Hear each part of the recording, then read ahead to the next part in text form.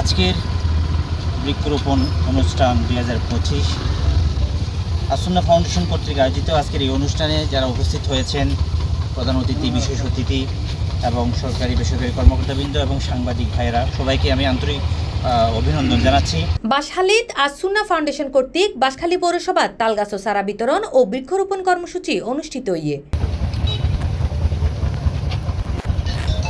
আজিয়া আগস্টের 21 তারিখ বৃহস্পতিবার বিয়াল 3টার সময় বাঁশখালী পৌরসভার ডাকবাংলা সড়কত তালগাছ ও চারা রোপণের মাধ্যমে এই হাজর উদ্বোধন করা হয়।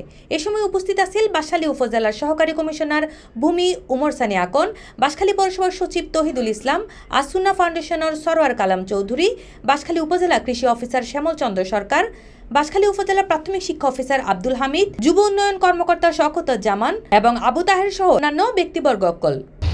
সেই সাথে যে সকল স্বেচ্ছাসেবক ভাইয়েরা উপস্থিত হয়েছেন স্বপ্রণোদিতভাবে তাদেরকেও ধন্যবাদ জানাচ্ছি। আসুন্না ফাউন্ডেশন 2017 সাল থেকে প্রতিষ্ঠিত হয়ে আজ পর্যন্ত নিরবধি কাজ করে যাচ্ছে মানবতার কল্যাণে। তো সেই সূত্রে দিয়ে বাংলাদেশে বর্তমানে এই বছরে প্রায় 12 লক্ষ কাছাকাছি চারা রোপণ করেছে। তো আগামী বছরও ইনশাল্লাহ আসুন্না ফাউন্ডেশনের টার্গেট আছে চারার পরিমাণটা আরও বেশি বাড়াবে। এবং কোনো বাড়িঘর নাই এবং খোলা দুই পাশে রাস্তা, নতুন রাস্তা, বিশেষ করে হারুন বাজার রাস্তা, হাসকুরিয়া রাস্তা, তারপরে ডাক বাংলা সড়ক, তারপরে ওই পূর্ববাসেও কিছু রাস্তা, নতুন নতুন রাস্তা করছি, যেগুলোতে কোনো বাড়িঘর নাই। আমরা এই তাল গাছগুলো লাগাবো পর্যায়ক্রমে। আজকে শুভ উদ্বোধনকৃত উপজেলা সহকারী কমিশনার ভূমি মহোদয় এবং আমাদের উপজেলা কৃষি কর্মকর্তা, আমাদের সহায়ক সদস্য উপজেলা যুব উন্নয়ন কর্মকর্তা, উপজেলা শিক্ষা কর্মকর্তা সহ এবং আমাদের সহকর্মীবৃন্দ সকলে এখানে উপস্থিত হয়েছে আজকের উদ্বোধনী অনুষ্ঠানে।